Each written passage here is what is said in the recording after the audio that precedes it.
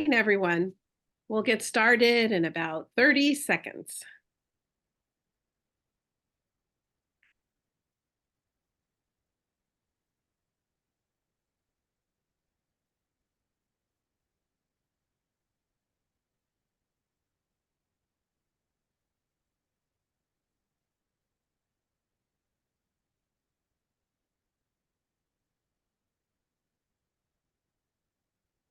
Okay.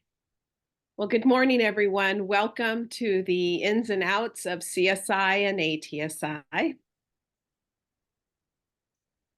I'm Adrienne Balcazar, and I would like to introduce the LCAP State and Federal Programs Unit. Today, joining us is Helen Choi, Augustine Garcia, Jeannie Key, Rachel Garcia, Anita Lomali, and Debbie Cano. I'd also like to introduce our support staff. We have here with us today Maribel Leyva and Carol Thomas. I'm especially happy to introduce our co-presenters. Joining us today, we want to welcome the Accountability and Data Literacy Unit, which is Evan Bartelheim and Dr. Hillary Wiseman. So let's get started. Let's take a quick minute to see if we can figure this out. If you haven't seen this before, we ask, how many triangles do you see? We'll give you a few minutes. And if you place your answers in the chat, feel free to do so.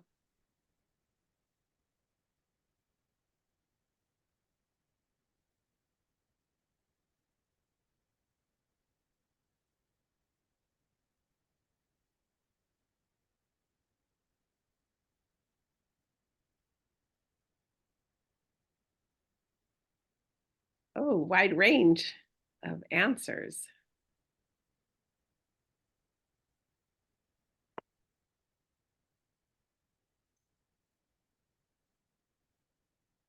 Great, I'll give you just a few seconds more.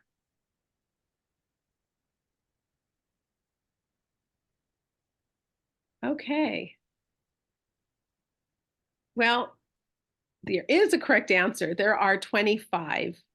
And so as you go through this, you can see that there are many triangles within the one large triangle, which can kind of be like much of your schools that might have multiple plans and the data overlaps. And so your schools might have a school plan, a CSI or an ATSI plan. They might be an equity multiplier school.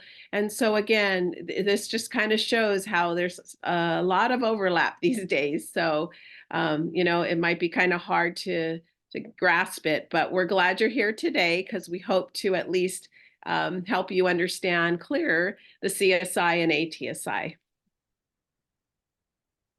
To access today's presentation, we ask you to click on the link in the chat, and this will take you directly to the slide presentation.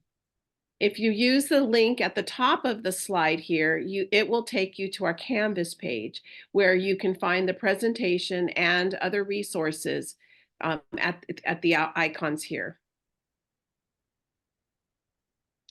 Today's agenda, we're covering the criteria for eligibility and exiting, also focusing on the LEA's responsibilities for supporting CSI and ATSI schools, the DOS COP, planning requirements for CSI and ATSI schools, the comprehensive needs assessment and root cause analysis, taking a closer look at resource inequities, evidence-based interventions, and lastly, what documentation is needed for FPMs for schools that are in CSI and ATSI. As usual, please place your questions in the chat box and we will answer any simple questions as they come in, and we will follow up with written responses in a Q&A that will be emailed to you. And also, we are recording today's training and we will post this on our Canvas webpage as well. And so now I'd like to turn it over to Evan to talk about the criteria for eligibility and exiting. Yeah, thank you, Adrienne. Yes, you may ask yourself, well, how did I get here? Famous Talking Heads lyric. And so in this next section, we're going to talk a little bit about the criteria for eligibility and for exiting the various federal school identification requirements of comprehensive support and improvement and additional targeted support and improvement. Next slide. So first we thought we'd add some context and show you how the numbers of schools in LA County that were eligible for additional support under ESSA changed from the 2022 dashboard to the 2023 dashboard. And you can see there's a very big shift in the reduction of the number of schools that were eligible for additional targeted support and improvement. We think largely this is due to the addition of change on the dashboard, so from prior year status. So that's how we determine the colors, right? Status and change. And this was particularly relevant this year for those schools that receive a chronic absenteeism indicator, because even though there are still a lot of issues around chronic absenteeism, if you saw even just a slight improvement, a lot of times schools were moving, a student group was moving out of red and into orange. So we think that had a big count. You see a slight downward tick also in CSI low graduation rate. But a slight upward tick in CSI low performing, and that may be due to the addition this year of the college career indicator, which was status only. So that affected more schools that serve grades 9 through 12. So the next slide, I just wanted to share with you this tool, and you may already have seen this. It's a great tool. Our friends at the San Bernardino County Office of Education populated this for us. They developed it. They added the LA County data for us, and it's a really handy tool. We like to call it the dashboard at a glance. It's very helpful, we found, if you're trying to explain CSI or ATSI to site staff, as it allows you to see all the indicators for all student groups at once. Additionally, it also includes that you can see up in the upper right corner that both the 2023 and the 2022 dashboard. So that's particularly helpful for ATSI eligibility, which requires 2 years worth of dashboard data. The link for that, I think somebody might drop it in the, it's also on the slide, but may drop a link. We have a tiny URL for that if you don't already have it. Next slide, please. So California's Every Student Succeeds Act plan requires that the state annually determine school eligibility for additional support and assistance. And under the plan, schools are eligible for several hierarchical categories of assistance based on their performance on the California School Dashboard. The first level is comprehensive support and improvement, and this includes 2 subcategories, CSI low graduation rate and CSI low performing. The next level of support that was identified this year was additional targeted support and improvement, or ATSI. And beginning with this year's identification, schools eligible for CSI low grad rate, CSI low performing, and ATSI are part of a 3-year cycle, a 3-year list, if you will. CSI and ATSI schools will not be identified again until the 2026 dashboard is published. And this 3-year cycle, as you might know, it corresponds with the new 3-year LCAP. Next slide, please. So the first identified tier of support is for schools that are eligible for CSI low graduation rate. Schools are eligible if they have a 3-year graduation rate using the dashboard's combined 4- and 5-year graduation rate that is below 68%. This graduation rate applies to both Title I and non-Title I funded schools. Schools must have had 30 or more students in the denominator of the graduation rate in the 3 years that preceded, so 2021, 22, and 23, in order to be eligible. And schools can exit. We'll go right into how they exit. Very straightforward here. They exit within the 3-year cycle because every year they evaluate the schools, and if the school has been identified within that 3-year plan or 3-year list, any that drop below the 3-year combined, or any that exceed 68% or higher on graduation rate will be exited from this eligibility. So very straightforward way to exit, just improve your graduation rate. Next slide, please. So the next category of assistance is that of CSI low performing schools.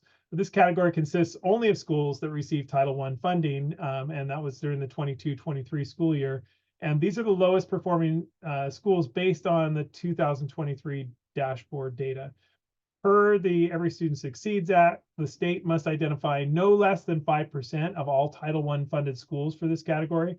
And as I mentioned, the school eligibility categories are hierarchical. So any Title I funded schools that were eligible for CSI low graduation rate are removed from the eligibility pool prior to the determination of CSI low performing schools. Next category, or next slide, please. So the determination of the lowest performing Title I funded schools was based on the state indicators, only the state indicators, not the local indicators on the 2023 dashboard, using the performance color combinations that schools receive at the all students level. So it's a school level, all students. The State Board of Education approved 3 criteria for eligibility in 2023-24. They were all red indicators except for 1 indicator of another performance color, and 5 or more indicators where the majority of the indicators are red. The first criterion applies for schools that have at least 1 state indicator with an N size of 30 or more, so you have to have at least 30 in your denominator. The second criterion applies for schools that have 2 or more indicators that have met the N size of 30 or greater. To receive a color, the school must have had the N size in both the prior year and the current year. So sometimes you'll see on your dashboard, well, it's showing that I had 36 students, but I didn't receive a color. That's probably because you didn't have 30 students in the prior year. So good to check that. This year, since the college and career indicator was added, but was only a status only indicator, the status of very low was used as a proxy for red. And unless it was very low, the indicator didn't have any other value. And I'll show you an example of that shortly. In fact, we'll go right into it. Let's take a look at some dashboard combinations for schools that were identified for CSI low performing. So the first slide here is the criterion 1 sample. So these are all red indicators. So you can see the first one, pretty straightforward here. It's a school that only had eligibility for 1 indicator, which was suspension rate. And that's because they only had 32 students in this category. And so what might have accounted for all the low counts across the other indicators? Well, the business rules that were applied. So for example, for your academic indicators, ELA and math, students have to have been enrolled from census day until testing. So if you have a school like a continuation school, community day school, any of our alternative schools where students are transferring in after census day, a lot of times they don't even get included in those counts. Additionally, this was a high school, so they didn't have chronic absenteeism. And in this case, the graduation rate eligibility was it's a school maybe where a lot of school students are sent back to the comprehensive high school. So the second example here is there you go. Second example is kind of a similar status. In this case, it was must have been a K-8 because we had chronic absenteeism. In this case, pretty straightforward. You just had two indicators, both of which were red here. And similarly, they didn't have enough students who were eligible for the academic indicator just because they were not enrolled from census day moving forward. So there's some specialized schools where this applies. Let's look at criterion 2 on the next slide. And this is applying all red indicators except for 1. So you can see the top one, pretty straightforward. You had five indicators here. And 4 of those were red, and then 1 indicator, the LP, was orange, right? Or yellow, excuse me. So pretty straightforward. On the next one, this is not uncommon at all, where you had just 2 indicators that had colors for this school. And in this case, 1 was green, but 1 was red, right? So we had this last year where we had schools identified where you had a blue and a red, right? But that doesn't matter. As long as 1 is red and 1 is of another color, you would be eligible at the all students level. And then finally, this is a high school because it had both graduation rate and the college and career indicator. And you can see in this case, it's because the college career indicator had the lowest performance status, they're making that a proxy for red. So 3 indicators for eligibility, 2 of which were red, and then 1 that was yellow. So that's an example of that for a high school. And then let's take a look at the final criterion 3, which was 5 or more indicators where the majority are red. This one had the trickiest one. By the way, most of these were examples that people reached out and said, could you explain this to us? Because I don't understand how this got there. So if you're confused too about your eligibility, you're not alone. Some of these are really hard. The final one was a trick question that I had to reach out to the state to get answered. The top one though here is a pretty straightforward example where you had 5 indicators, 3 of which were red, 1 was blue, 1 was yellow. So in that case, the majority are still red, right? And then in the next category, you had, again, including the the college career indicator, very low status. So it served as a red. And so you ended up with 3 red, and an orange and a blue. So it's again using that CSI or College Career Indicator, CCI, status of very low. This final one was the one that tricked me because I looked at it initially and I said, wait a minute, they've got 6 different indicators on here and 3 are red and 3 are different color. To me, like that's not a majority, but so this is where the you got to read carefully that ESSA dashboard ESSA guide. So the College Career Indicator only counts as an indicator if it's got very low status. So in this case, because it was 3, it wasn't very low. It doesn't even count as an indicator. So they only would consider it as having this school as having 5 indicators, not 6. So tricky one for this, and for this school, they identified for that kind of a strange little twist, but that was a tough one. Next slide, please. So similar to CSI low graduation identification, schools are identified for CSI low performing are evaluated annually for eligibility and for exit from the status. A school is no longer eligible for CSI low performing when 2 criteria are met. First, the school doesn't meet any of the CSI low performing eligibility criteria for entry and in that next year. And secondly, the school shows improvement or a positive change on at least one state indicator that was at the lowest performance color on the prior year's dashboard. So it depends, improvement depends on which indicator it is. So if it's the ELA or math indicator, it's a 0.1 improvement in the distance from standard measure. If it's the English language progress indicator or the graduation rate, it's a 0.1 percentage increase in the rate. And if it's suspension or chronic absenteeism, it's a 0.1 decline in both of those, because both of those are bad. And it's just really this rule, the improvement rule is there because sometimes you'll have those small schools where maybe one more indicator is added, like in that last case with the College Career Indicator. Next year when they have a color, maybe it's watered down, right? And so now, not watered down, but you had 6 indicators. They'd have to show improvement in one of those 3 indicators for which they were eligible, because they might not meet the criteria anymore for CSI, but they have to show improvement. Next slide. So ESSA requires that states determine which schools are eligible for 2 additional categories: targeted support and improvement, which I'll get to in just a second, and additional targeted support and improvement, which are based on individual student group performance. Under California's ESSA plan, only schools that are not eligible for CSI low graduation rate or CSI low performing can be eligible for TSI or ATSI.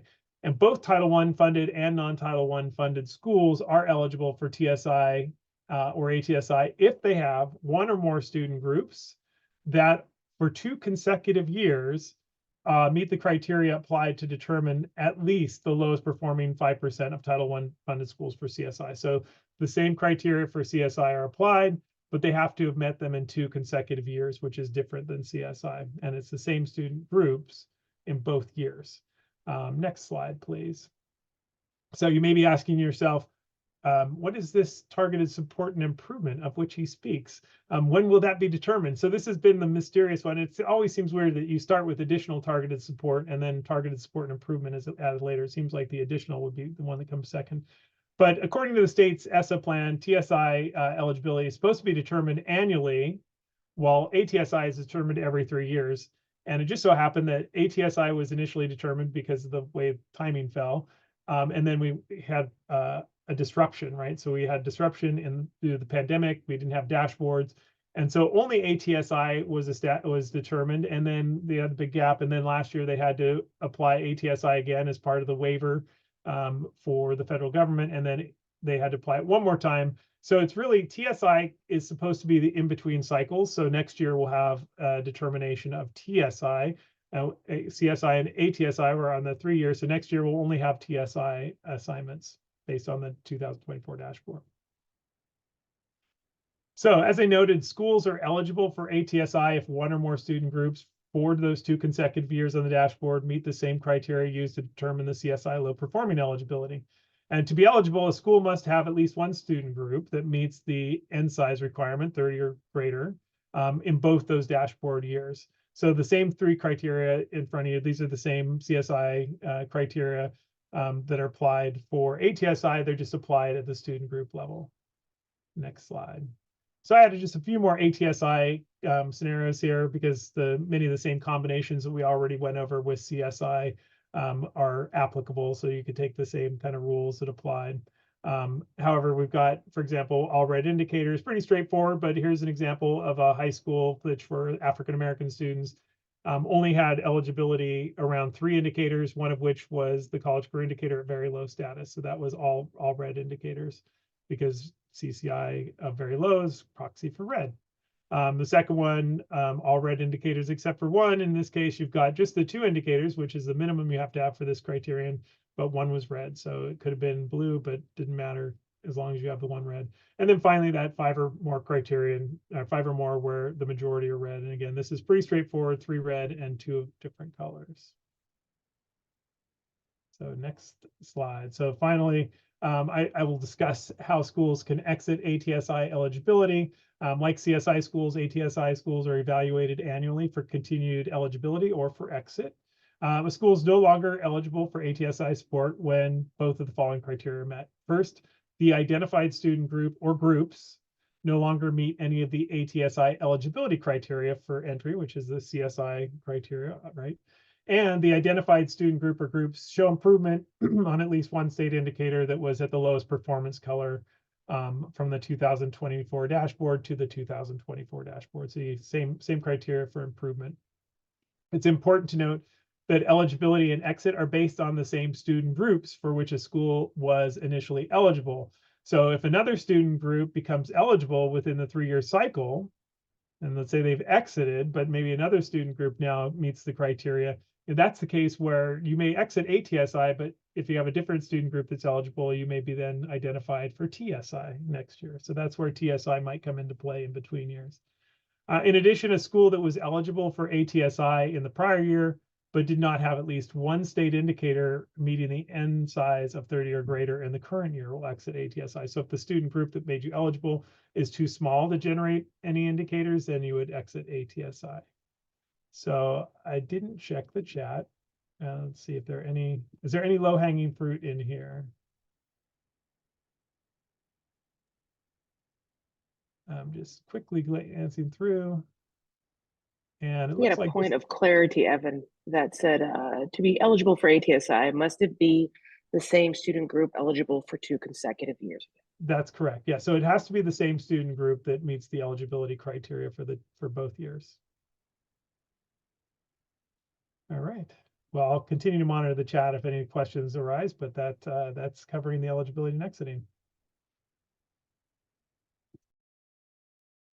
Thank you, Evan. Good morning, everyone. So in this next section, we're going to take a look at the LEA's responsibilities for CSI and ATSI schools. So once a school is identified for CSI, the LEA is responsible for developing and implementing a plan for the school to improve student outcomes. And so this is something that must be done in partnership with educational partners. And that includes principals, other school leaders, teachers, and parents. And the plan must also be approved by both the school and by the LEA. The CDE has indicated that the expectation is that CSI plans for the 2024-25 school year are developed and approved by the first day of the 2024-25 school year. It's also important to note that the CSI plan is required of all schools, regardless of whether or not the LEA receives CSI funds. And so the only exception to this is for those DOS community of practice schools that are eligible for CSI under the low graduation rate criteria and have less than 100 students, and that choose to forgo implementation of CSI-related improvement activities. And so we'll be taking a look at this exception in the next section. And then additionally, LEAs with schools that meet the criteria for CSI are required to complete the CSI prompts that are located in the plan summary section of the LCAP.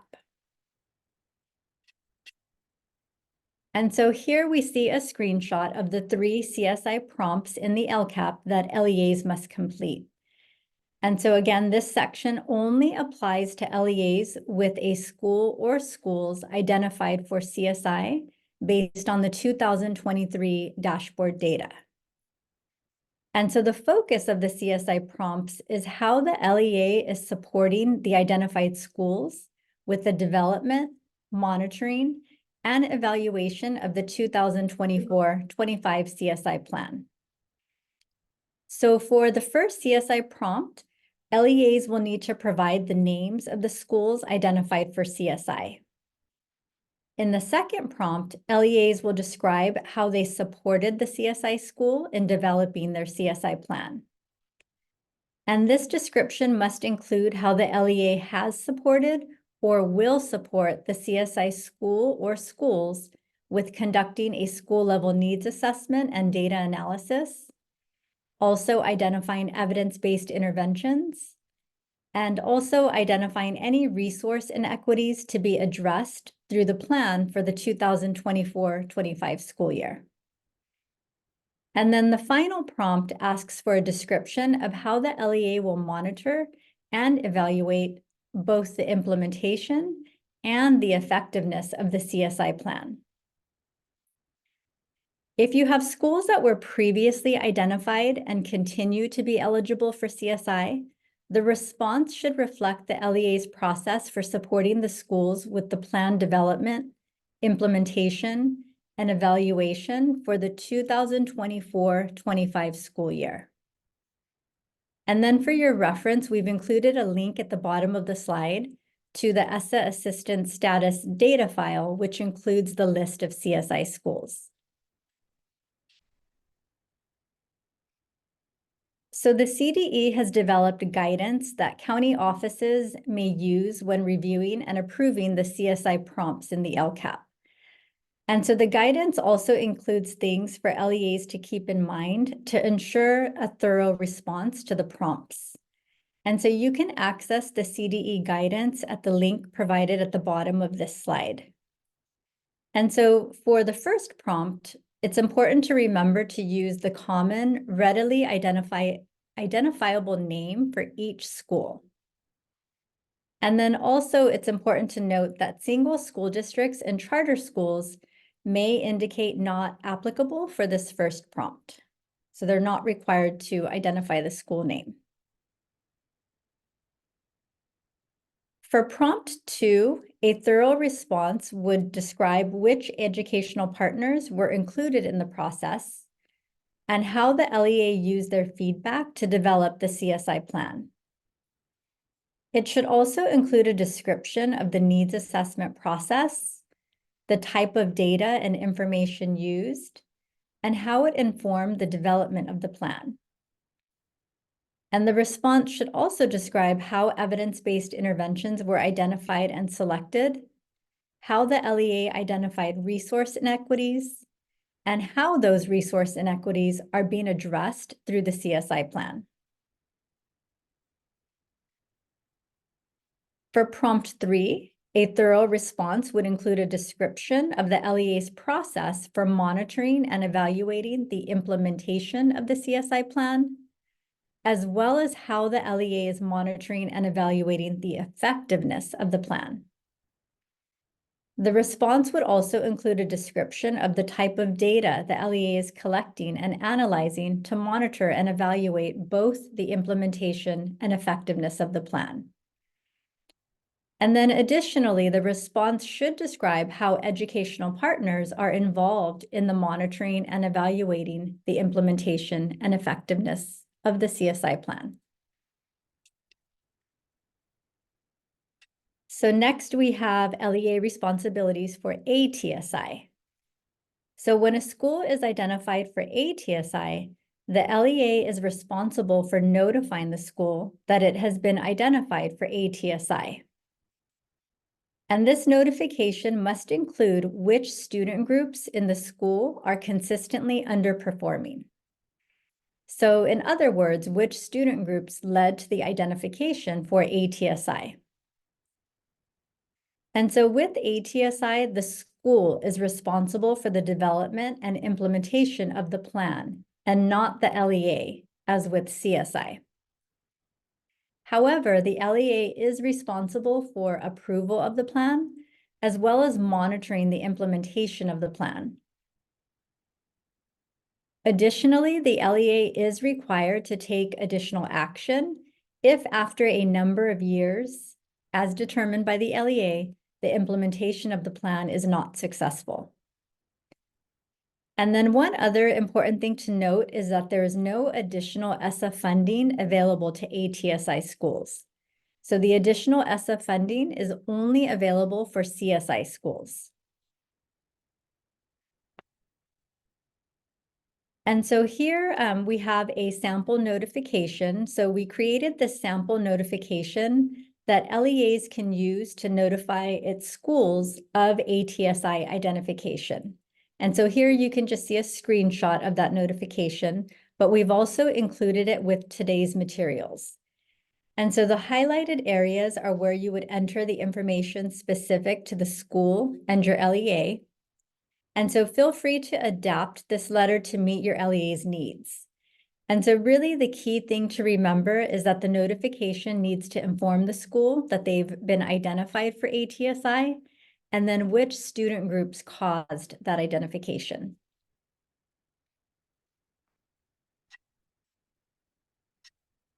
Next slide, please.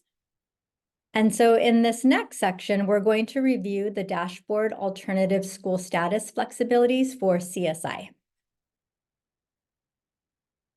So this slide provides some background information on dashboard alternative school status, or DAS schools. And so DAS schools are alternative schools that serve high-risk students, including continuation, community day schools, opportunity schools, and juvenile court schools. There are several school types that are automatically qualified as alternative status per education code. And so these schools are automatically placed into the DAS program. And there are other alternative schools that serve high-risk students, but not included in the education code. And so these schools may apply for the DAS program if they meet the other alternative schools criteria. Additional information regarding DAS eligibility requirements, including the application instructions for other alternative schools, is available on the CDE website at the link provided on the slide. And so DAS schools can be eligible for CSI and ATSI. DAS schools that meet eligibility criteria for CSI low graduation rate or CSI low performing based on the 2023 dashboard will continue to be referred to as DAS Community of Practice schools. And so if you refer to the 2023-24 ESSA assistant status data file, you'll see a column in there that identifies whether or not it's a DAS school. So at its September 2022 State Board of Education meeting, the State Board granted approval for DAS COP schools identified under CSI low graduation rate criteria to implement differentiated improvement activities. And so these flexibilities continue to be available to LEAs with DAS COP schools that are eligible for CSI under low graduation rate. And the statutory authority for these flexibilities lie in ESSA. And so this indicates that the state may permit an LEA with a school that predominantly serves students returning to education, having exited secondary school without a regular high school diploma, or who, based on their grade or age, are significantly off track to accumulate sufficient credits to meet high school graduation requirements to participate in these differentiated improvement activities. And so the next slide addresses the differentiated improvement activities that are available for these schools. So there are basically two differentiated improvement activities that are available for DAS schools. So the first differentiated improvement activity is available to any LEA that has a DAS COP school identified under CSI low graduation criteria with less than 100 enrolled students in the prior school year. And so this option allows the LEA to forego implementation of all CSI-related improvement activities for that specific school. LEAs that choose to exercise this flexibility do not have to develop or implement a CSI plan for its DOS COP school eligible under CSI low graduation rate criteria with less than 100 students, and will also forego the CSI funding that's associated with that school. It's also important to note that LEAs opting to exercise this flexibility and forego the implementation of CSI-related activities needed to indicate its intent to do so through the application for funding in GMART that was due back on March 4th. And then the second differentiated improvement activity is available to any LEA with a DOS COP school that's identified under CSI low graduation rate criteria, regardless of the number of students enrolled. And so this option allows an LEA to use the LCAP to meet the CSI planning requirements. So with this option, there would not be a separate CSI plan for the school, but instead the school's CSI plan would be embedded within the LCAP. And so the next few slides address the CSI prompts for LEAs that choose to exercise the flexibilities that were just shared on the previous slide. And so this slide here applies to differentiated activity number 1, which again would be for those LEAs that have a DOS COP school identified under the CSI low grad rate criteria with less than 100 enrolled students in the prior year, and also choose to forego the implementation of all CSI-related improvement activities. And so for those LEAs that choose this option, you would need to complete the first prompt in the CSI section with standardized language that's provided by the CDE. And so this language basically says that you're choosing to forego implementation of the CSI-related improvement activities, as well as the applicable funding. And then with this option, LEAs are not required to complete prompts 2 and 3. And then for your reference, you can find the standardized language that must be included in prompt 1 on the CDE website at the link provided. So the next 2 slides apply to LEAs that choose to implement differentiated activity number 2. So for single school districts and direct funded charter schools with DOS COP schools eligible under CSI low graduation rate, regardless of the number of students enrolled, that choose to use the LCAP to meet CSI planning requirements, you would not need to complete prompt 1 in the CSI section. However, you are required to complete prompts 2 and 3. And then traditional LEAs with DOS COP schools identified under CSI low grad rate, again, regardless of the number of students enrolled, that choose to use the LCAP to meet the CSI planning requirements, you are required to complete all 3 prompts in the CSI section. And so as mentioned on slide 36, differentiated improvement activity number 2 allows any LEA with DOS COP schools identified under CSI low grad rate with the option to use the LCAP to meet the CSI planning requirements. So for LEAs that choose this option, again, a separate CSI plan is not required for the school, but rather the CSI planning requirements must be addressed within the LEA's LCAP. And so there are 5 CSI planning requirements that must be addressed. And LEAs have the flexibility to determine how to address these requirements within the LCAP, as long as all 5 CSI requirements are included. And although it's up to the LEA to determine how to best address the CSI planning requirements within the LCAP, the CDE has developed a CSI planning summary to assist LEAs with this process. And so you can see a screenshot of that page here on the CDE website. So the CSI planning summary, it basically explains where the 5 CSI planning requirements may be addressed within the LCAP. And so for the first CSI planning requirement, for example, the LEA may describe how it partnered with educational partners in the development of the CSI plan in prompts 2 and 3 of the CSI section in the plan summary, or also in the engaging educational partner section.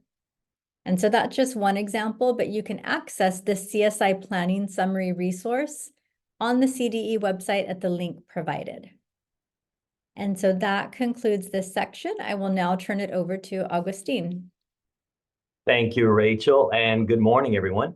In this section, we'll be going over the planning requirements for CSI and ATSI.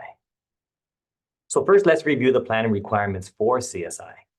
So as Rachel mentioned, the first step in CSI planning is that LEAs must collaborate with educational partners to develop and implement a CSI plan. The CSI plan must be informed by all state indicators, including student performance against state-determined long-term goals. So, to do this, we start with the California School Dashboard to understand how the school became eligible for CSI. The dashboard will inform you about the specific indicators that contributed to your school's eligibility, and this is a great starting point to then gather school-level data to analyze and potentially identify the trends that led to eligibility and help prioritize specific focus area in the CSI plan. The CSI plan must be based on school-level needs assessment, so conduct a needs assessment for each CSI site and review the data and the needs of the school to assess the reasons why the school became eligible for CSI. The needs assessment may include a review of quantitative and qualitative data analysis, such as empathy interviews and observations. The needs assessment should eventually lead to a root cause analysis to help determine the underlying causes that led to CSI eligibility. The CSI plan must include evidence-based interventions, strategies, and activities that could be employed to address those needs. Evidence-based interventions are those practices and programs that have evidence to show that they are actually effective at producing the results and improving student achievement outcomes. The CSI plan must identify resource inequities and address those inequities throughout the plan, which may include a review of LEA and school-level budgeting. So when doing this, CSI planning teams could ask questions such as, is there something more that this school needs in order to improve student outcomes beyond what is being provided to all schools? So CSI plans for the 24-25 school year must be fully developed and approved at the local level. The plan should be ready to be implemented no later than the first day of the 24-25 school year. This is to ensure a full year of support consistent with the LEA CSI plan for that school. So for ATSI, upon notification of ATSI status by the LEA, the school is required to collaborate with educational partners to develop and implement a school-level plan to improve outcomes for each subgroup of students that caused the school to be identified for ATSI. The school plan must adhere to the following requirements.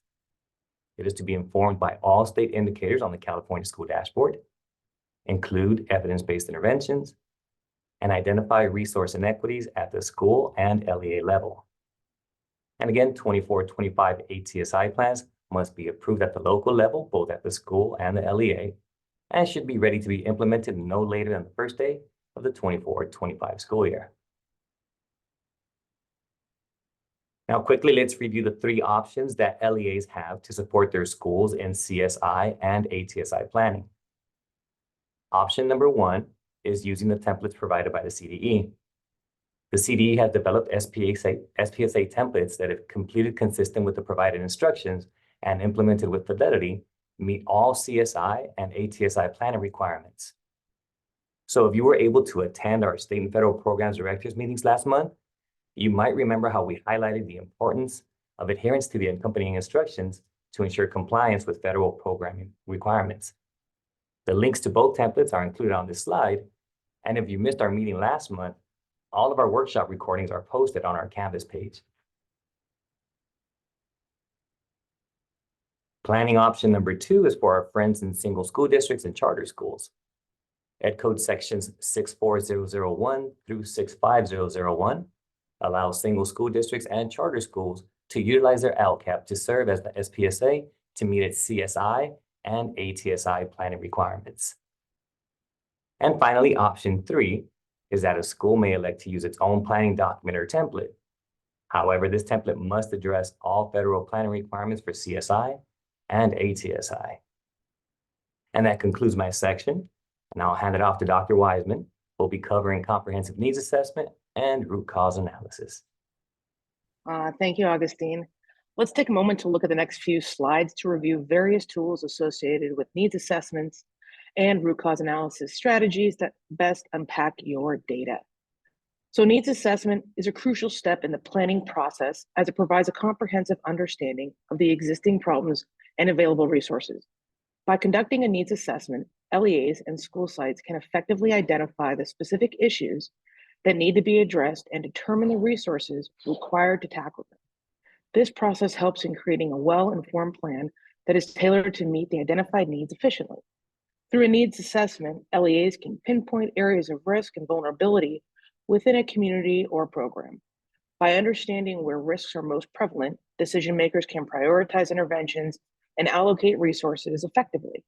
Additionally, identifying root causes through a needs assessment enables organizations to address underlying issues rather than just treating symptoms, leading to more sustainable and impactful solutions.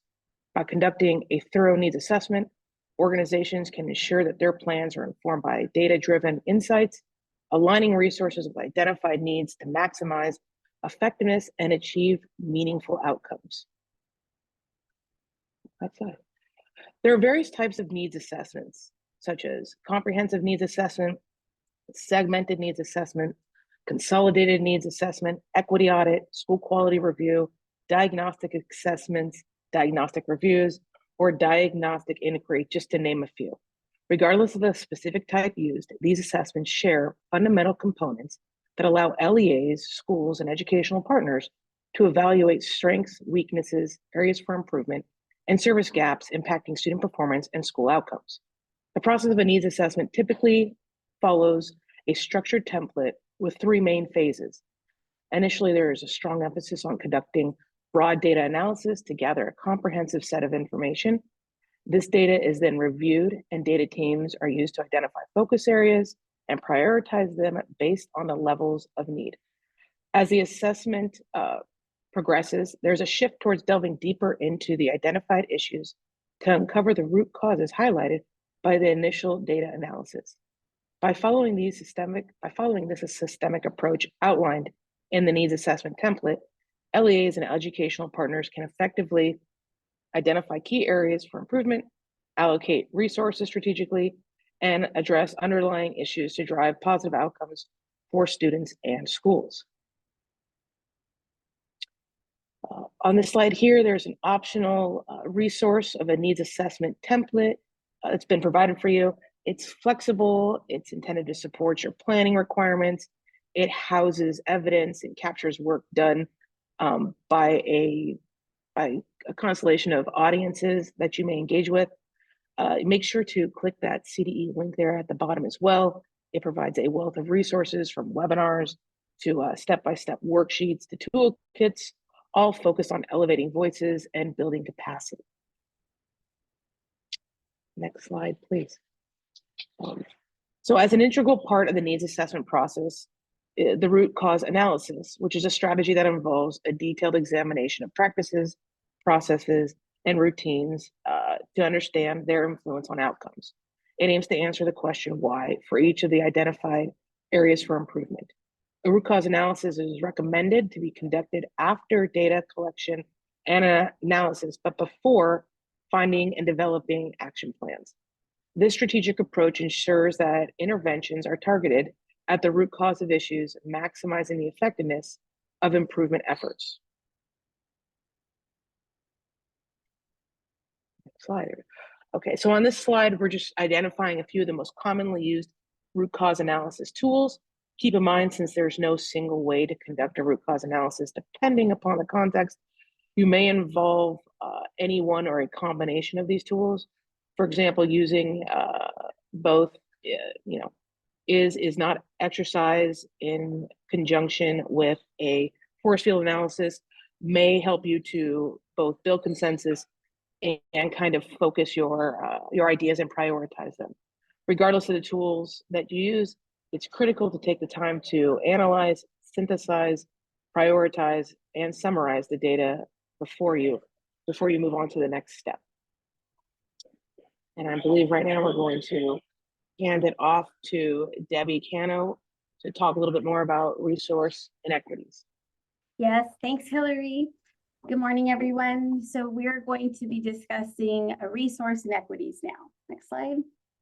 Okay, so schools eligible for CSI or ATSI are to use those needs assessments and their data to identify and describe any resource inequities.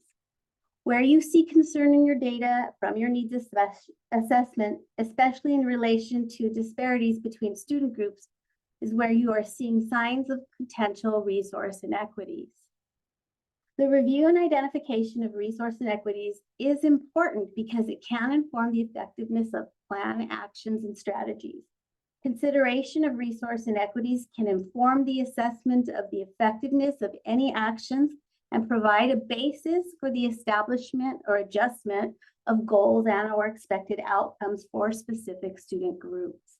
Next slide, please.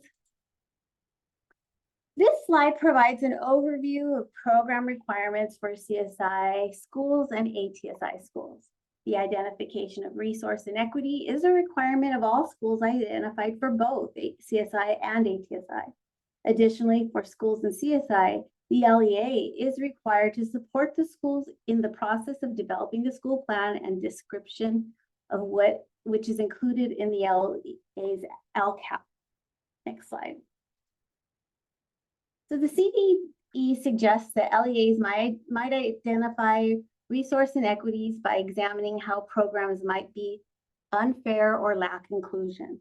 So we know that students who come to school with greater needs require greater resources to achieve the same high level learning outcomes. We understand that personal characteristics such as gender or ethnicity should not stand as an obstacle to achievement. And we also understand that we must hold the same high expectations for all students, and failing to do so is an inequity in and of itself. Therefore, any gaps we see between student groups should be potential symptoms of resource inequity. When we see a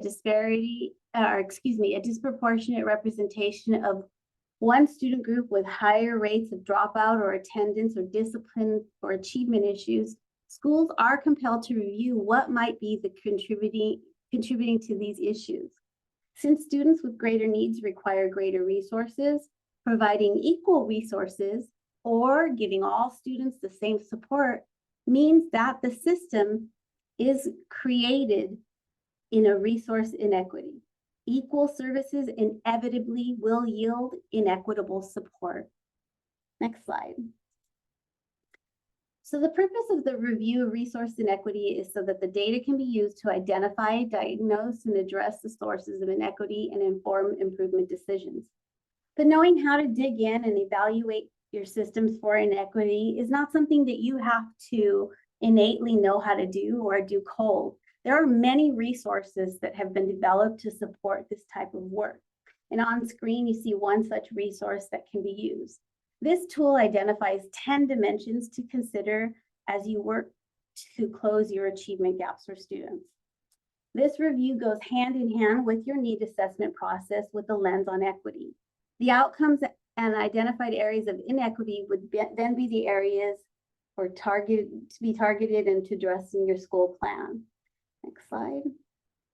So here's a sample from the aforementioned tool with a list of the 10 dimensions they've identified to use to examine resource inequity. And the sample page here on the slide is from dimension 5, which is instructional time and attention. You can see each dimension is going to begin with a key question. For this dimension, the key question is, does each student who needs more high quality instructional time receive it?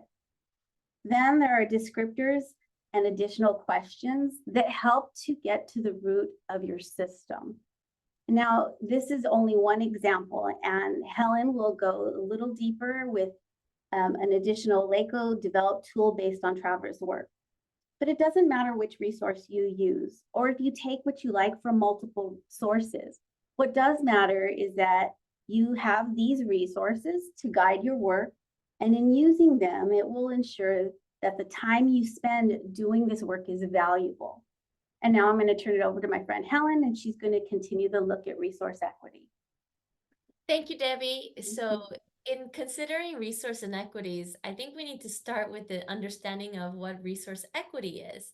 So this definition, again, comes from Jonathan Travers' work published through the Educational Resource Services, like Debbie mentioned earlier. As you can see, it's not only about the allocation of funds to the schools, it's about the allocation and the use of resources. And it's beyond dollars. It's also the people and time used to create equitable learning experiences for all students. So CDE also provided resources and definitions and characteristics around equity. So it says, any goal of competitiveness and excellence must start with equity or be doomed to fail. So it's important to remember that students come to school with diverse backgrounds, abilities, talents, and challenges. Schools ensure equity by recognizing and respecting and acting on this diversity. A common misperception is that equity means that all students are treated equally in all situations. I think Debbie mentioned it already, right?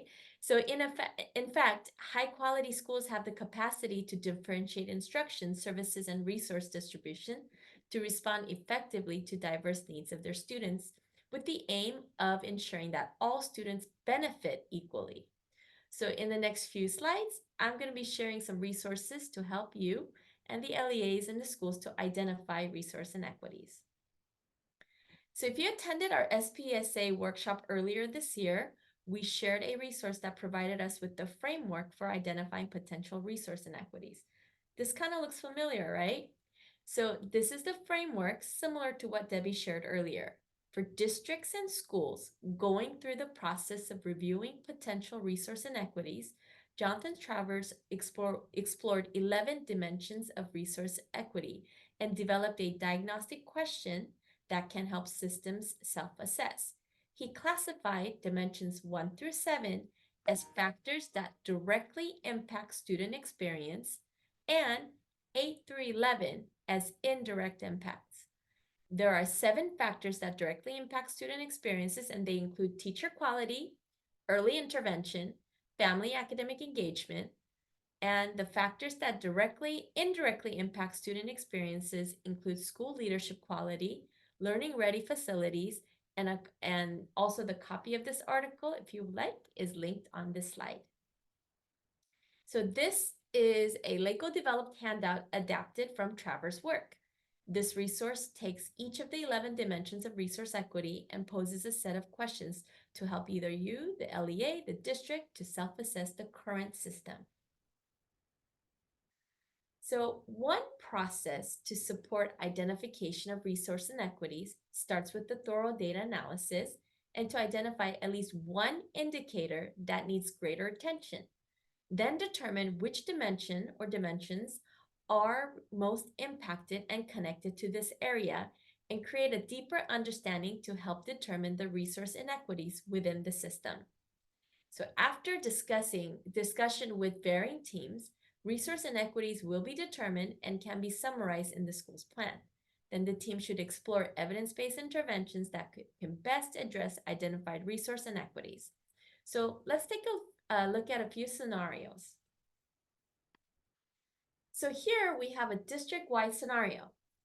Venetian High School is situated in an affluent neighborhood benefiting from a generous outside funding, state-of-the-art facilities, and highly involved parents. On the other hand, Tropicana High School is located in a less affluent area, struggling with limited resources, older facilities, and less parental involvement. So take a look at this chart, take a moment. Okay, I'm gonna flip the slide, but you'll still have the chart, okay? So consider this scenario, and in the context of people, time, and money, which dimension or dimensions are mostly impacted or connected to this area? Take a moment to review the dimensions in the yellow box and place your answer in the chat. Come on, everybody, get involved, okay? So take a moment, take a look at the chart that you see with aspect with Venetian High School and Tropicana High School and the dimensions of resource equity. What do you see that might be mostly impacted or connected to this area?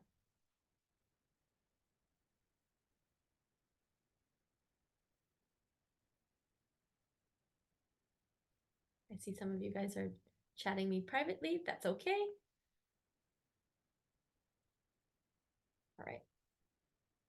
Definitely there's different areas to look at it, but we're just looking at comparing just to see, because this is where all the discussion should start, right?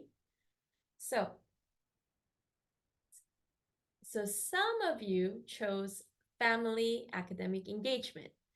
And as we consider the scenario, these questions may help determine the possible resource inequities.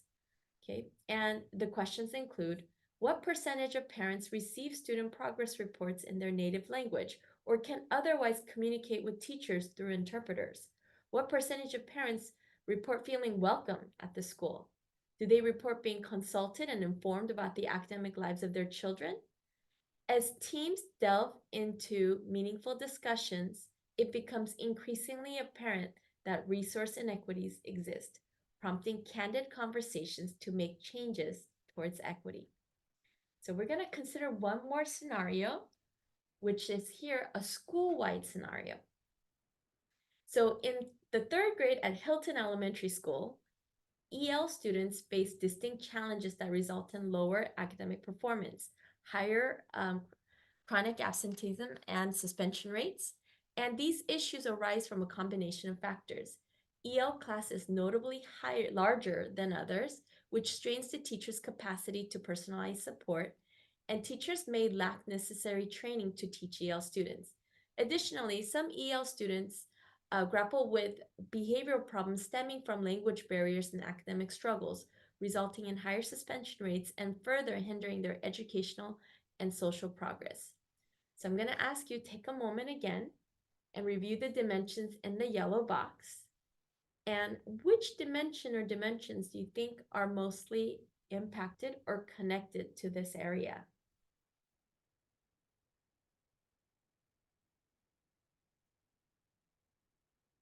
Okay.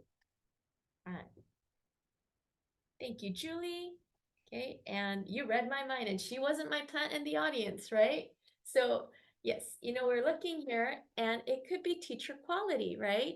So this slide showcases diagnostic questions specifically related to teacher quality dimension.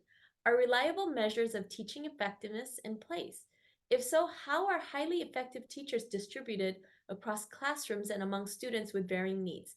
Is equitable access to excellent teaching extended to high-need students to a greater extent than to their low-need counterparts? These inquiries bear substantial implications for the school, its teaching staff, and their impact on fostering equity among students. So it's imperative to facilitate the discussions and actively advocate for resource equity, taking into account considerations concerning personnel, time, and financial investments. So let me take us back, and I want to remind you of the definition of equity that was referenced today. So resource equity is the allocation of and use of people, time, and money to create experiences that enable all children to reach empowering and rigorous learning outcomes, no matter their race or income. So consider how this framework can be used as discussion starter to create a common language and facilitate meaningful discussion around equity and resource inequities. And I want us to circle back to this process as we delve deeper into this area within your district or school site. It's vital to pinpoint the responsible teams that will analyze the data and discern the dimensions most significantly influenced and interrelated in this context. Therefore, it becomes increasingly critical to assemble a diverse team, a member possessing a expertise in order to conduct a comprehensive examination of evidence-based interventions as well. So this approach is essential to ensuring the equitable allocation of resources. And here we have additional resources to support your efforts. These resources collectively serve to drive proactive efforts of promoting resource equity. And finally, LEAs and school leaders can ask themselves what it means to provide all students with an opportunity to achieve educational excellence. And this means LEA should connect the needs assessment and identification of potential areas impacted by equity issues. LEAs can facilitate access to LEA level data and provide comprehensive support in data collection. LEAs can also offer expert assistance in generating reports and conducting analysis, highlighting, strengthening the gaps, and summarizing trends and interpreting findings, and guide the focus on resource inequities aligned with district or school priorities, assisting in formulating diagnostic questions, and supporting in reviewing evidence-based strategies to effectively address identified needs, right? And with that, now I'll turn it over to Jeannie and Anita for evidence-based interventions. Thank you, Helen. In this next section, we'll be taking a look at what qualifies as an evidence-based intervention.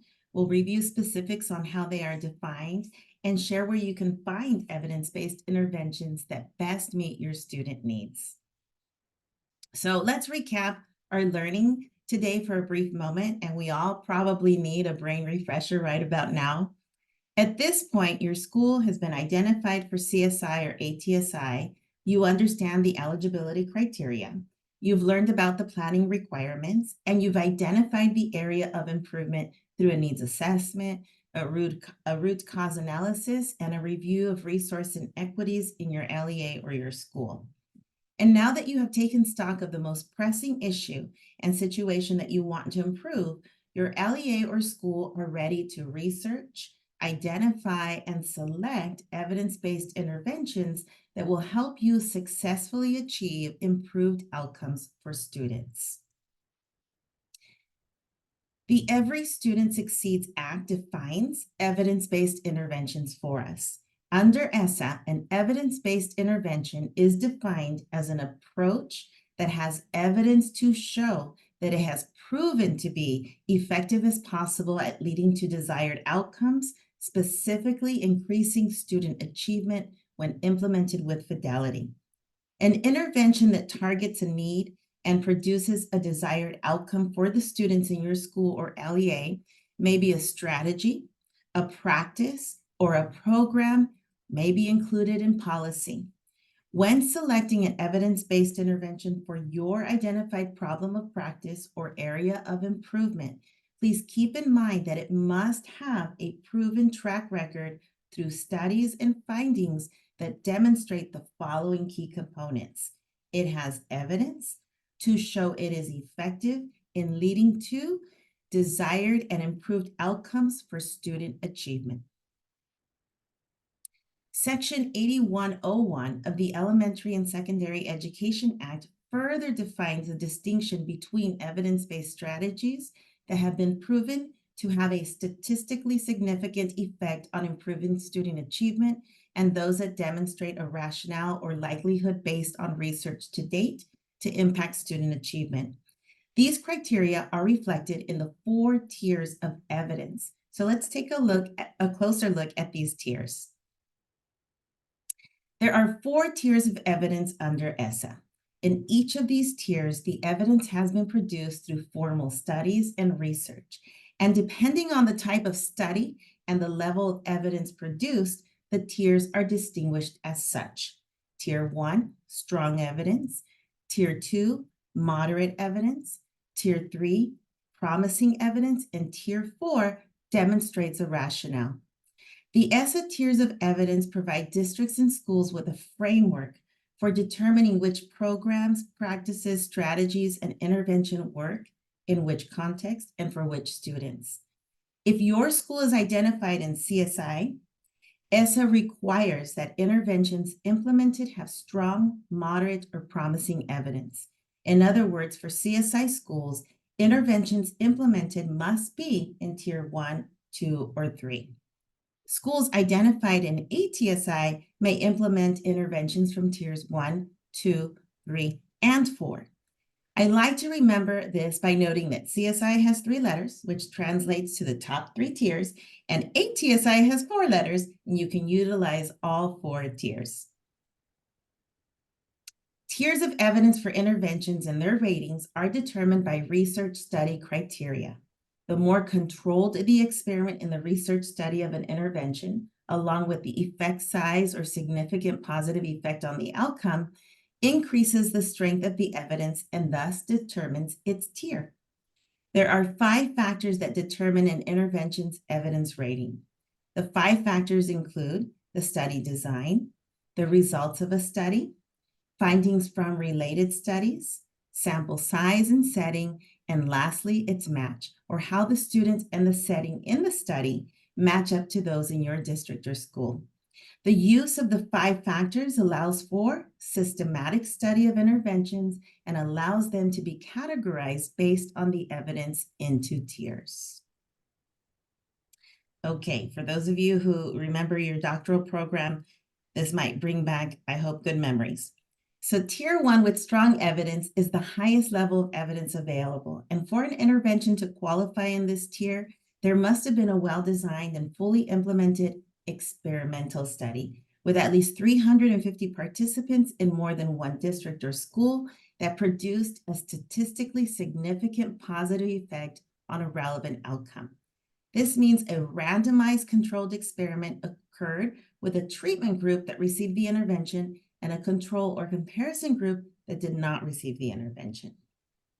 Tier 2 with moderate evidence are interventions that have had at least one well-designed and well-implemented quasi-experimental study to support it.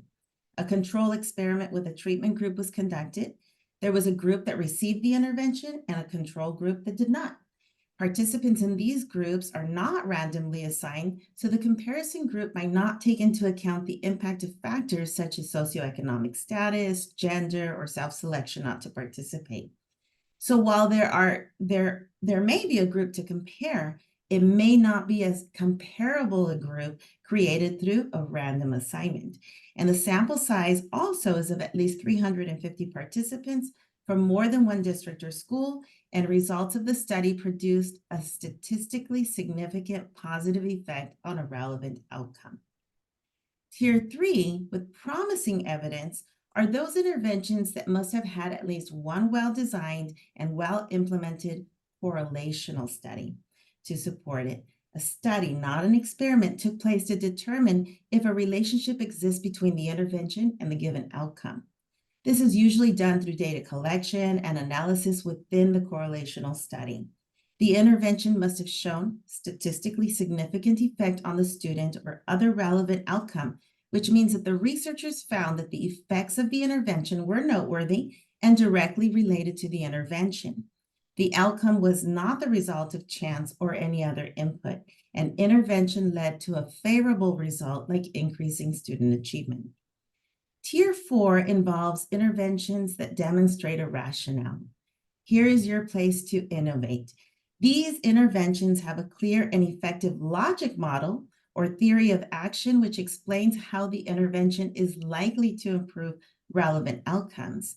They are supported by research, and there is an effort in place by the state, your district, or your school, or even an outside research organization to determine its effectiveness.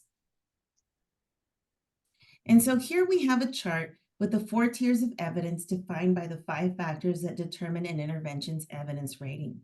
With a chart, it might be easier to see what distinguishes or what qualifies an intervention into a particular tier. At a glance, you can see that the study design definitely plays a critical role in determining which tier of evidence an intervention may fall. Now, luckily, schools and LEAs are not necessarily expected to conduct a study of interventions and determine its evidence rating. LEAs and schools are specifically tasked with selecting and implementing an evidence-based intervention, practice, activity, or program that has already been identified within a tier to improve their students' needs. The purpose behind selecting interventions that have evidence to support their effectiveness is understandable, it's responsible, and it's required for schools who find themselves identified in CSI or ATSI. It is an opportunity for schools identified in CSI or ATSI to be as strategic as possible in selecting and implementing interventions that have proven to be effective to the greatest extent possible. Our students are only with us for a finite amount of time, and we want to ensure the interventions we implement are vetted to secure the greatest positive effect as possible for them and their future. And so next, Jeannie will point you in the right direction on where you can begin to find evidence-based interventions that best fit your needs and your school eligibility. Thank you, Anita, and good morning, everyone. Our next slide offers guidance from the U.S. Department of Education that recommends a step-by-step process for choosing and implementing evidence-based activities, strategies, and interventions that improve outcomes for students and help LEAs, schools, and educational partners understand the 4 levels of evidence. This non-regulatory guidance included on the slide for using evidence to strengthen education investments was revised in September 2023. In this guidance, it refers to evidence-based activities, strategies, and interventions collectively as project components. Part 1 of the guidance reviews the steps necessary for effective decision-making about evidence to use to address improved outcomes. Step 1 in the process is to engage in meaningful consultation with a broad range of educational partners, families, students, educators, community partners, to examine relevant data to understand the most pressing needs of students, schools, educators, and understand the potential root causes of those needs.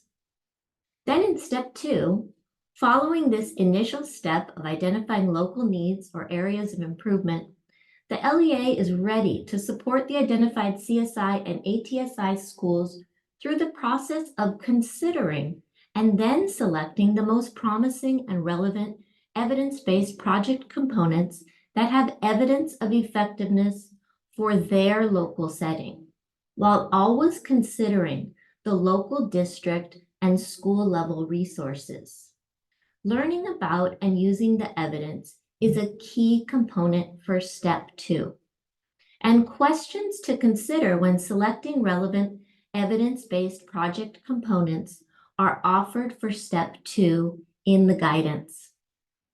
As part of selecting project components, schools will need support to consider costs of implementation, staffing requirements, professional development planning, and how the components would fit into the context of the local educational setting. Other considerations may include a discussion whether the project components will be classroom-focused, student group-focused, or implemented school-wide. Once your LEA or school has identified evidence-based components that support the area of improvement, has reviewed and discussed their relevance to your setting and context, its likelihood of implementation with fidelity, then you are ready to finally support the school to select one or more evidence-based components. As an LEA, you are then ready for step 3, which is to develop a plan for implementation for selected activities, strategies, or interventions. Then, beginning with the 24-25 school year, steps 4 and 5, the district LEA leadership supports schools with implementation and continuously monitoring progress through reflection of implementation and outcomes. Additionally, in this guidance is part 2. Part 2 of this resource provides definitions on the meaning of evidence-based. To be evidence-based, there is specific prior evidence of a policy, program, or practice, and the strength of the evidence is determined through the research criteria and control groups that Anita shared with you previously. So the big idea here with this guidance is Using, generating, and sharing evidence about effective strategies to support learners of all ages gives educational partners an important tool to improve their academic and non-academic outcomes for all students and specific student groups and in specific educational settings. So we'll go on to the next slide. And here, this slide offers multiple resources that include evidence-based interventions that your LEA may consider that may address your local needs. These are databases that provide ratings for evidence-based programs and practices, such as Evidence for ESSA database, which is through the Johns Hopkins University Center for Research and Reform in Education, as well as the What Works Clearinghouse, which is an initiative of the Institute of Education Sciences through the U.S. Department of Education. Additionally, from the U.S. Department of Education is a document called Using Evidence to Create Next Generation High Schools. This resource highlights 6 general evidence-based strategies to improve American high schools for the next generation. The strategies address practices that engage students and help prepare them for college and career success. Though many of the effective strategies share common features, each has been identified by the research literature as a standalone intervention or model for improving students' educational outcomes. The strategies reviewed for enhancing students' high school and college outcomes include 1. Participation in rigorous curriculum. 2. Small learning communities or small schools of choice. 3. Career academies. 4. Dual enrollment. 5. Early college high schools. And 6. College and career counseling.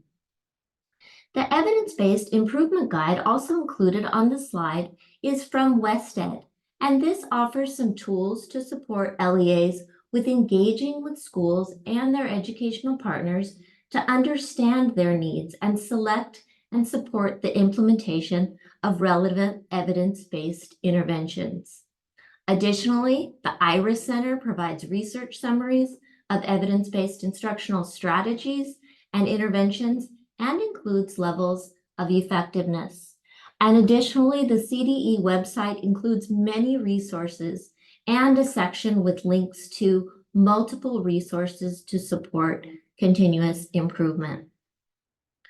So we'll take a look next at the What Works Clearinghouse slide. There we go.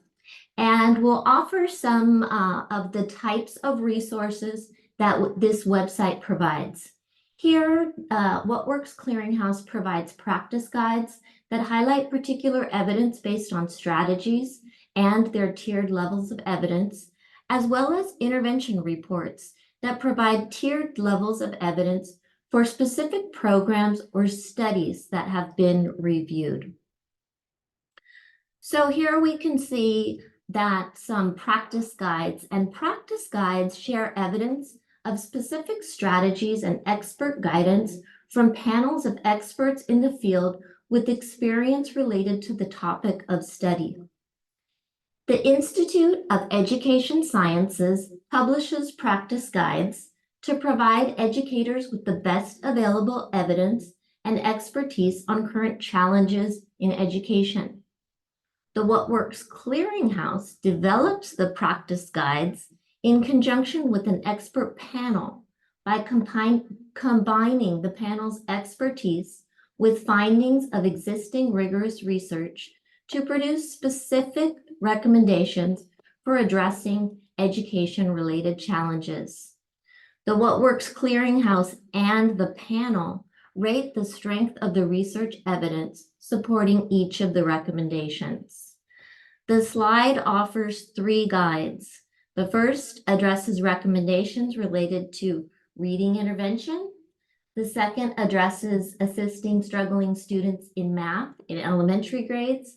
And the third addresses strategies to prevent dropout in secondary school. These guides offer evidence-based recommendations, or strategies that may not be readily solved within a single program. And so the guides are synthesizing publicly available research and sharing practices supported by the evidence. They are intended to be practical and easy for teachers and school leaders to use. And on the next slide, we take a look at where on the site, users can also search for relevant practice guides using multiple filters, such as publication dates, topic areas, addressing, for example, specific areas or social emotional learning, grade levels, and specific populations served. Additionally, at the Wet Works Clearinghouse, the site provides a review of specific intervention programs. This review on the slide is about the Read 180 Reading Intervention Program. It includes levels of evidence that connect to specific literacy outcomes and provides a summary of research settings in which the research was conducted. Additionally, more specific details about program information and costs are included for the specific intervention reviews. And so, bringing it all together, we offer some considerations for how an LEA might support their eligible schools with the process of reviewing and identifying evidence-based activities, strategies, and interventions that support improved outcomes. For consideration are some supports that an LEA may provide to assist schools to address their CSI and ATSI eligibilities. LEAs can advise schools through the review and selection of evidence-based project components. While we know there are multiple resources and levels of research to consider, time to focus on research that is relevant to a school site can be overwhelming. So helping school leadership teams to access relevant studies that are based on similar school settings and with similar populations will help them to focus their time on learning about studies that are relevant and have shown high levels of effectiveness. Additionally, it's important that district leaders help schools to connect strategies, activities, or interventions they are considering to existing district goals, actions, and policies, so the team can see how the supports will all work together to support student outcomes. And LEA leadership can assist leadership teams to develop and implement processes for monitoring implementation and using outcome data to determine program impact. Schools really can benefit from district support that provides for timely and ongoing collection and reflection of student data to inform effectiveness. And now Adrian will connect all of this learning from today to the federal program monitoring process. Thank you, Jeannie. I know it's 11:29, and for those of you that read the flyer that said, it ends at 11:30, we understand. But for your convenience, we are recording and we will post this. So if you do have other commitments, we understand, but we will continue. And so let's take a look at what documentation is needed for an FPM review. The School Support and Improvement Program Instrument is often referred to as the SSI FPM instrument. The SSI instrument covers the review of only schools that have been identified for CSI, TSI, and ATSI. So although you might not be up for an FPM review, you are required to know the requirements and maintain all of the evidence for documentation. And just as you know, we always say if you have practices and you have systems in place, when you are identified for an FPM review, it's not a scramble. It's really just gathering all the evidence that you have been annually compiling and collecting. So let's take a closer look at the 6 items in the SSI instrument. SSI 1 reviews the school site activities for all schools that have been identified for CSI, TSI, and ATSI. Items SSI 2 through 6 apply only to the LEAs who accepted the CSI funds. And so the items that are in review for the 2 through 6 are basically the same fiscal items that are reviewed for other federal programs. So if you have other federal programs, this fiscal portion of the instrument there's no surprises. It's pretty much the same. And they are the allocation and reporting, the allowable use of funds, the supplement not supplant, the LEA administrative charges, specifically with the time and effort reporting, and lastly, equipment inventory. So let's take a closer look at SSI 1, which is the school site activities. And this item, again, pertains to all schools that have been identified for CSI, TSI, and ATSI. And so within this item, there are 6 different components. 1.0 pertains to schools that are in CSI, and it requires that the LEA for each CSI school to help them develop and implement a CSI plan with the educational partners as was shared before. And again, this means the principal and other school leaders, teachers, parents, and so forth.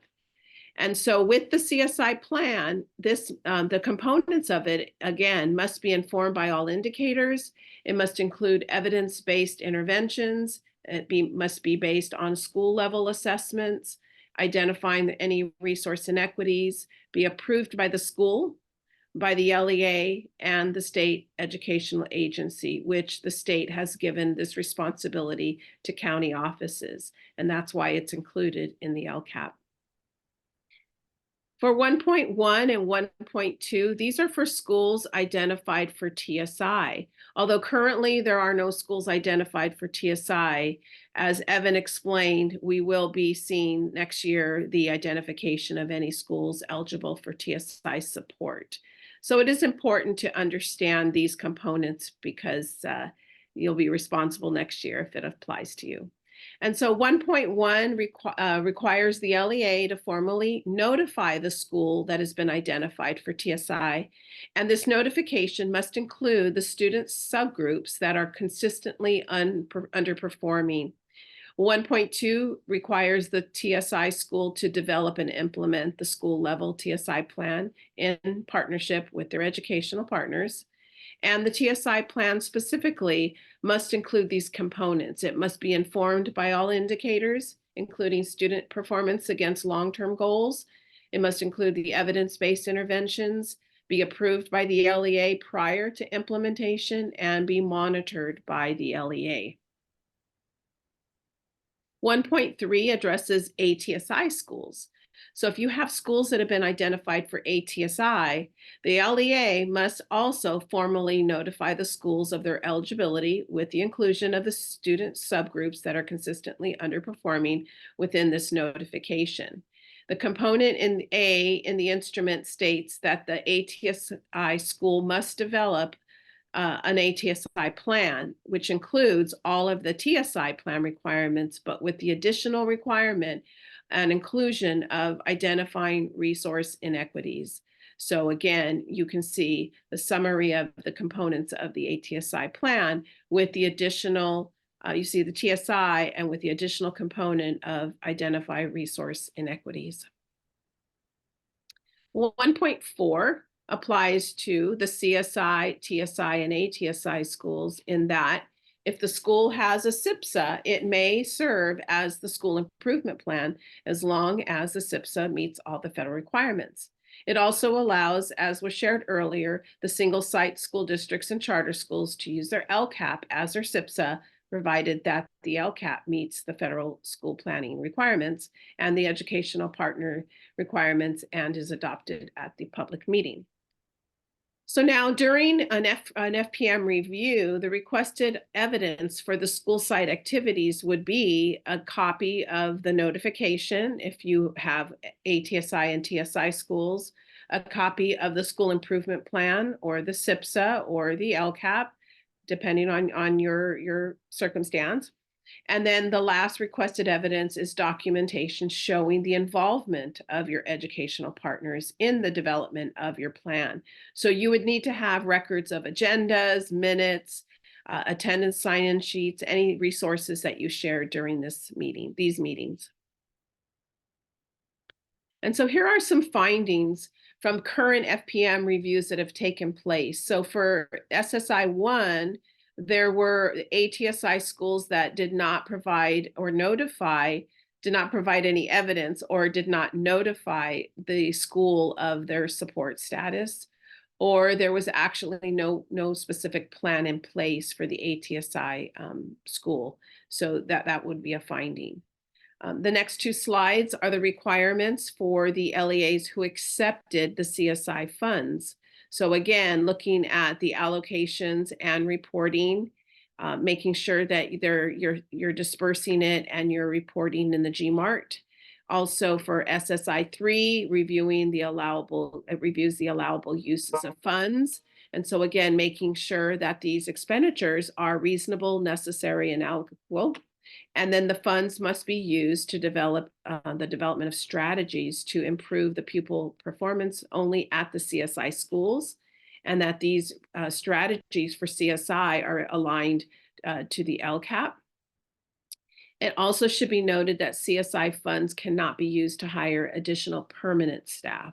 So again, it has to be clearly noted that it's not permanent positions.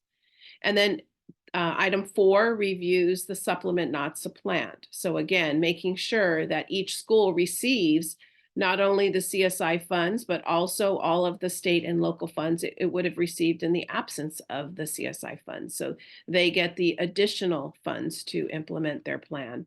And then the other requirement for SSI 4 is to show the methodology that was used to allocate the state and local funds to any schools receiving the CSI funds. So it must be proved that, again, they are receiving all of their local and state funds, and then in addition, the CSI funds.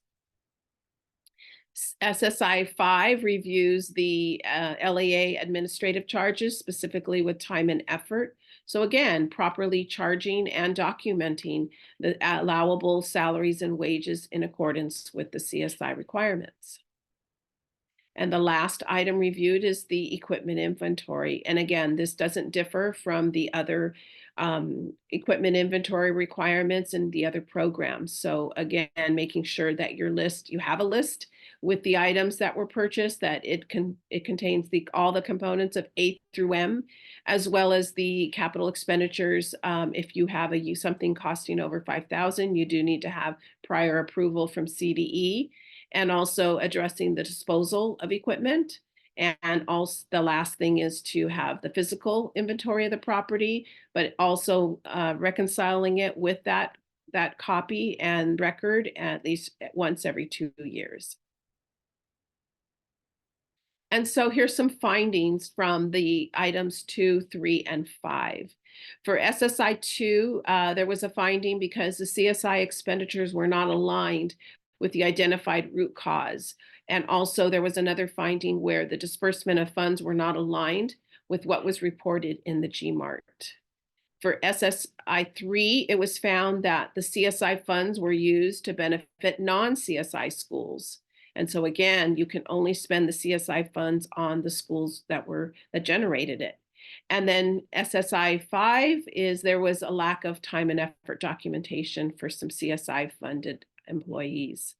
And then another finding in SSI 5 was there was insufficient procedures and internal controls for time and effort reporting. So again, if you are being reviewed, you definitely need to have these in place. But if you're not, we always say that's the reason, you have internal controls so that you are appropriately implementing the program and spending the funds correctly. And it's also part of the assurances that were signed. So again, this is all just things that you agreed to from the beginning. And so these particular findings required the following reimbursements to be made. So specifically for item 3, because the CSI funds were used for district-wide activities that benefited non-CSI schools, they had to reimburse that program. And also for CSI funds had to be reimbursed because the funds were used for employees who spent time on activities that were not allowable. And so as we wrap up today's webinar, we want to thank you. If you're still here, we want to thank you for staying with us. Here are some FPM reminders. Remember to ensure the CSI plan demonstrates alignment between the identified root causes, the strategies, and the expenditures to be funded if you have CSI funds. Also, if adjustments are made on how the funds will be distributed, make sure that it's in alignment with what's reported in the GMART. And again, there has to be alignment throughout all. And then also to ensure CSI funds, including those reserved for use at the district level, are only to be used to benefit the CSI eligible schools. And then funds may not be expended district-wide at any non-CSI eligible school. And also to ensure equipment purchased with CSI funds is part of your equipment inventory process and system. And so specifically with time and effort, some last minute reminders. Again, ensure that any positions that are funded with CSI funds are indeed temporary, and also keeping the time and effort records for any CSI funded position. Again, these mirror the documentation that you do for other federal programs. And then make sure that you have procedures and in place and that they are being followed by all employees so that you can track the employee time and extra time that's funded with CSI funds.